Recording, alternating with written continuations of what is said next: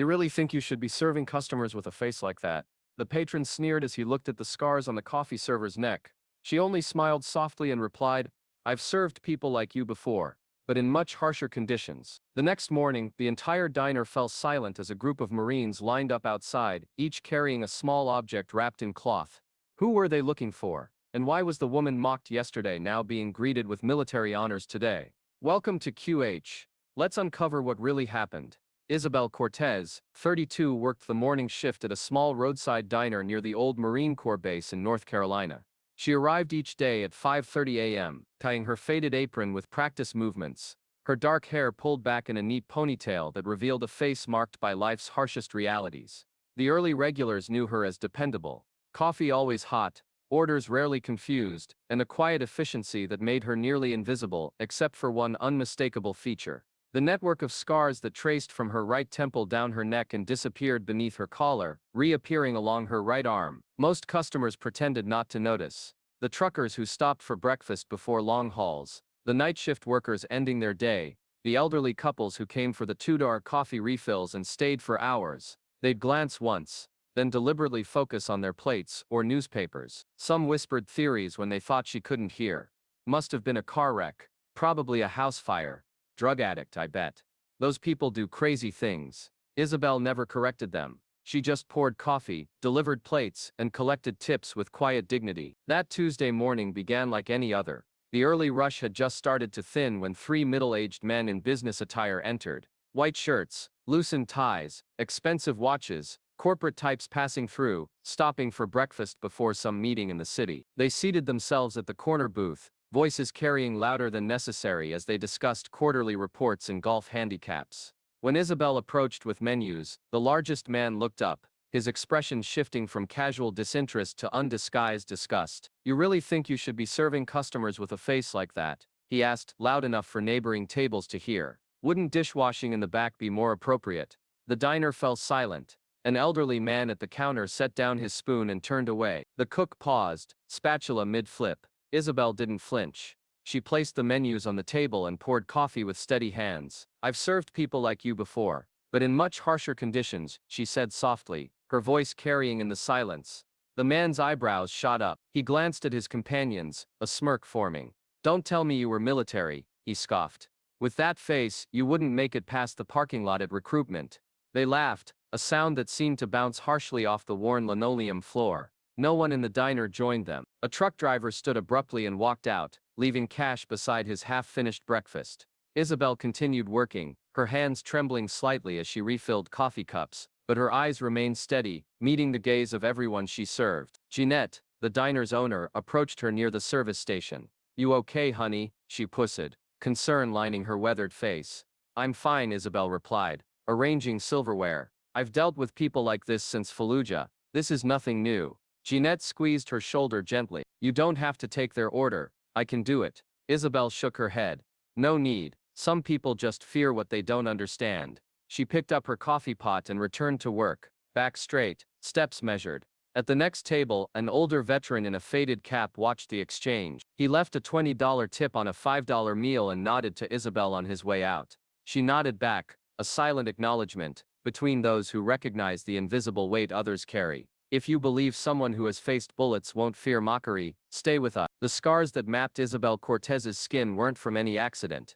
She had served as a logistics specialist and field medic with the Marines Echo 12 unit in Iraq. Her job had been keeping supplies moving and patching up the wounded until proper medical evacuation could arrive, a role that kept her behind the lines but never truly safe. In 2010, during her second tour, their forward operating base came under heavy mortar attack. Isabelle had been completing inventory when the first explosions hit. Rather than seeking shelter, she ran toward the supply vehicles where two young Marines were trapped in a burning transport. The explosion that marked her body happened moments after she pulled the second Marine clear, a secondary blast that caught her right side, throwing her against concrete barriers. She didn't remember much after that, just fragments, searing pain, the taste of blood and dust, someone shouting her name, the rhythmic thump of helicopter blades. Isabelle never spoke about what happened. Her discharge papers and Purple Heart medal stayed in a metal box beneath her bed, alongside photographs she rarely looked at. The citations used words like valor and extraordinary courage, but Isabelle considered it simply doing her job. After medical discharge, civilian life proved unexpectedly difficult. The job interviews would start promisingly until she walked in. She'd watch employers' eyes track her scars, their expressions shifting from interest to discomfort. The rejections always came with the same polite phrases, seeking someone with different qualifications, or concerned about customer-facing roles. Isabelle finally found a place at Jeanette's Diner, a no-frills establishment that cared more about reliability than appearance. No fancy uniform required, just punctuality and hard work. Jeanette, whose son had served in Afghanistan, never once mentioned Isabelle's scars during the interview. "Can you start tomorrow?" was all she'd ask. Each time young Marines from the nearby base visited the diner, Isabelle served them with special attention. Fresh coffee, extra bacon slipped onto plates, the best tables by the window. She never made it obvious she was watching their unit patches, their haircuts, the way they carried themselves, but she noticed, she remembered. A week before the incident with the businessman, a group of young Marines had come for breakfast. They wore civilian clothes, but their military bearing was unmistakable. Isabelle served them efficiently, keeping her eyes lowered. As they were leaving, one hung back, placing a folded napkin under his coffee cup. Isabelle found it while clearing the table, written in neat block letters. "Thank you for saving our captain. I recognized you from the picture he keeps. PFC Sullivan, B-17. Isabelle hadn't responded. She simply folded the note and tucked it into her pocket, where it remained for days afterward. Then came the morning after she'd been mocked, a morning that began differently than any other. Isabelle arrived at her usual time, 5:15 a.m., to prep the diner before opening. As she unlocked the front door, she noticed movement across the street. People were gathering in the pre-dawn darkness, men and women standing in an orderly line that stretched around the corner. As streetlights illuminated their faces, Isabelle recognized the unmistakable posture of Marine. Though they wore civilian clothes, each person in line carried something small wrapped in cloth. At exactly 6 a.m., when Isabelle flipped the sign to open, the first person entered, a tall man with silver at his temples, and the weathered complexion of someone who'd spent years in desert sun. "Coffee black," he said, sitting at the counter. Then more quietly, "You don't remember me, do you, Cortez?" Isabelle studied him, recognition dawning slowly. "Lieutenant Harlow, Captain now," he corrected with a small smile, though not for much longer, "retiring next month." Isabelle nodded, pouring his coffee with the same steady hands that had once packed wounds under artillery fire. "Congratulations, sir." "I'm not here for congratulation," he said. He placed a small package wrapped in green cloth on the counter. "I'm here to repay a debt. Do you remember the transport fire at FOB Courage?" Isabelle's hand paused midair, coffee pot suspended. "I don't remember much, except that you couldn't get out on your own, and I had about 5 seconds to pull hard." Captain Monroe nodded solemnly, "And those 5 seconds changed everything for 12 people behind me. They all came home, graduated, lived on, because one woman carried an entire squad out of that fire." Outside, the line of Marines remained, waiting patiently. One by one, they would enter throughout the morning. Jeanette arrived to find her diner already half full, with more waiting outside. "What's happening?" she asked Isabelle. Isabelle could only shake her head, emotion tightening her throat as Captain Monroe unwrapped the cloth package to reveal a battered metal insignia, the Echo 12 unit medallion. "The first of many," he explained. "Everyone who made it home wants to return something to you. We've been looking for years. A private recognized you last week, said his captain kept your picture, the one from the field hospital, where you were still bandaging others, despite your own injuries." Isabelle blinked rapidly, fighting tears. "I was just doing my job." Captain Monroe shook his head. "No, Cortez, you went far beyond your job, and none of us has forgotten. Have you ever seen someone stay silent, then suddenly become the center of gratitude? Share a moment like that." Words spread quickly. A truck driver who had witnessed the Marines lining up outside the diner captured the moment on his phone and posted it online with the caption, "A veteran disrespected, and this is how those she once saved responded." The post gained traction, first locally, then spreading across veteran networks nationwide. By noon, the line outside Jeanette's diner still hadn't diminished. As each Marine entered, ordered a simple meal and presented Isabelle with a token, more arrived to take their place. Comments poured in beneath the viral post. "I was treated by Specialist Cortez during medevac from Fallujah. She didn't just save lives, she gave courage. My brother wouldn't have made it home without B-17's angel. Thank you for finding her." Local media arrived by mid-afternoon, cameras capturing the line that now wrapped around the block.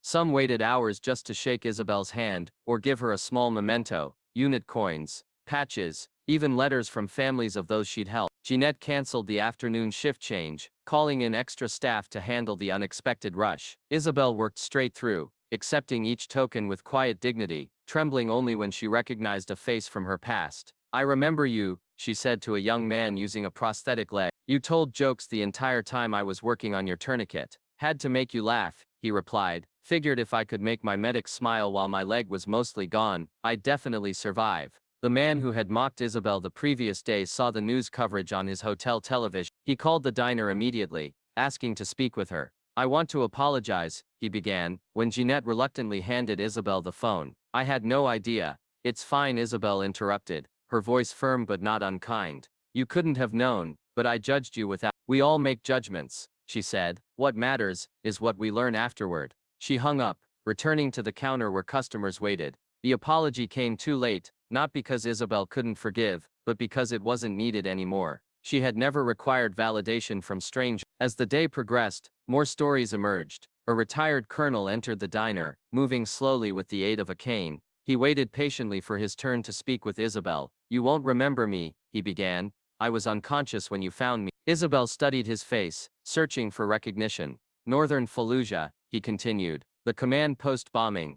They told me later that you crawled through debris with a broken arm to reach me, administered blood plasma while the building was still collapsing. Isabelle's expression softened. I remember the building. There were 3 of you trapped in the communications center. Only I made it out, he said quietly, because of you. I have 3 grandchildren now, who wouldn't exist if you hadn't been there that day. He presented her with his colonel's eagle insignia, pressing it into her palm. My daughter's a surgeon now. She chose medicine because of the story I told her about you. Throughout the day, these connections multiplied. Lives touched directly and indirectly by Isabelle's actions years ago. A ripple effect of survival and gratitude that had been invisible until now. The following morning, Isabelle arrived to find a steaming cup of coffee already waiting at her station. No note, no explanation, just coffee prepared exactly how she liked it. The gesture would continue every morning thereafter, though she never discovered who was responsible. 1 week after the viral moment, a local television station requested an interview. Isabelle declined politely but firmly. I didn't serve for recognition, she told Jeanette, and I don't need cameras to validate what happened. But when Captain Monroe called, asking her to attend a small ceremony organized by former Echo 12 members, Isabelle couldn't refuse. They had named the event The Scars That Served, and planned to present her with a unit commendation that had been approved years ago, but never delivered. The ceremony was held at the VFW Hall 3 blocks from the diner. Isabelle arrived wearing a simple black dress, her hair loose around her shoulders rather than pulled back. For the first time in years, she made no attempt to hide her scars. The room fell silent as she entered. 100 people rose to their feet, Marines in dress blues, veterans in civilian attire, family members of those who had served alongside her. Their unified stance was more powerful than any applause. When Captain Monroe presented the commendation, reading the citation that detailed her actions during the attack, Isabelle finally broke. Tears streamed down her face following the pathways of her scars. We searched for you for 7 years, Captain Monroe explained afterward. After your medical discharge, you disappeared from our radar. Some of us thought you might have. He didn't finish the sentence, but Isabelle understood. Many veterans didn't survive the transition to civilian life, not because of physical wounds, but because of the invisible injuries that followed them home. I needed to disappear for a while, she admitted, to figure out who Isabelle Cortez was without a uniform, and asked a lieutenant, who had been a fresh-faced private when Isabelle saved him. I'm still figuring it out, she said honestly, but I know I'm someone who doesn't regret these. She touched the scars along her neck. They remind me that I was there when it mattered. A young Marine approached with his wife and infant son. This is Tommy, he said, introducing the baby. His middle name is Cortez. Isabelle looked startled, then deeply moved. You didn't have to do that. We wanted to, the young Marine's wife replied. So he grows up knowing that his name carries a legacy of courage. The event coordinator, a retired sergeant major, approached the microphone. Scars are something no one asked for, he said, his voice filling the room. But sometimes, they're evidence of someone who didn't turn away when they could have. He unveiled a shadow box containing Isabelle's Purple Heart, which her unit had recovered from military records. You left this behind when you disappeared, he explained. We thought it should come home to you. Isabelle stared at the medal she had once tucked away. I never felt I deserved that, she admitted quietly. Not when others gave so much more. That's exactly why you deserve it, the sergeant major replied, because you never thought you did. The room erupted in approval, not applause, but the rhythmic tapping of unit coins on tables, a military tradition recognizing exceptional service. The ceremony concluded with the presentation of a leather-bound book containing letters from everyone Isabelle had helped, both directly and indirectly. The final page held a simple message from the entire unit. Your scars tell a story of selflessness. Our lives tell the story of your impact. The next day, a package arrived at the diner addressed to Isabelle. Inside was a custom-made name tag that read Isabelle Cortez, Echo 12 with the Marine Corps emblem. A note accompanied it, to wear if you choose, so no one mistakes your scars for weakness again. Isabelle pinned it to her apron immediately. That afternoon, the three businessmen returned to the diner. They had extended their stay specifically to apologize in person.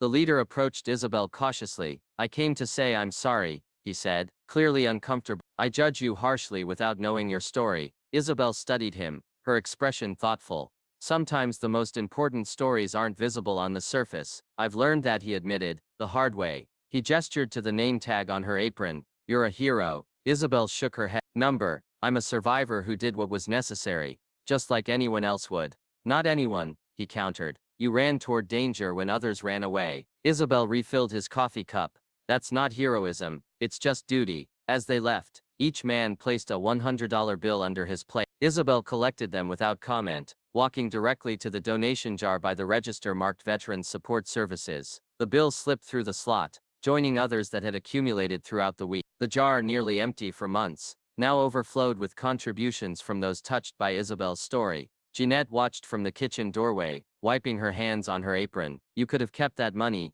she said. God knows you've earned it. Isabelle smiled, a full unreserved expression that transformed her scarred face into something luminous. I have everything I need, she replied, but there are others still finding their way home. Type justice if you believe that true character is eventually recognized, even if it takes years. Today, Jeanette's diner operates much as it always has. The same blue checkered curtains hang in the windows. The same special board announces meatloaf on Thursdays and pot pie on Sundays. Isabelle still pours the first cup of coffee at 6 sharp, but now customers call her by a gentler name, the Block's Marine. On the wall inside the diner hangs a new frame, a faded photograph from 2010 captured by a combat photographer. Isabelle with bandaged hands, blood soaking through the back of her uniform, carrying a young Marine away from a burning vehicle. Her face in the image is partially obscured by smoke and grime, but her determination is unmistakable. Beneath the photo, a small brass plaque bears words Isabelle finally agreed could be shared. I never sought recognition, I only hoped those I pulled out would live long enough to live kindly toward others. The diner has become something of an unofficial memorial. Veterans travel from neighboring states just to shake Isabelle's hand or share their own stories. Some leave unit coins on the special shelf Jeanette installed, others simply nod in silent acknowledgement. Every Tuesday morning at 7, a group of young Marines in training occupy the corner booth. Isabelle serves them personally, often sitting down during her break to answer their questions or offer quiet advice about deployment. The scars don't matter, she tells them. What matters is who you become despite that. One young woman, barely 20 and newly enlisted, asked Isabelle how she handled the fear.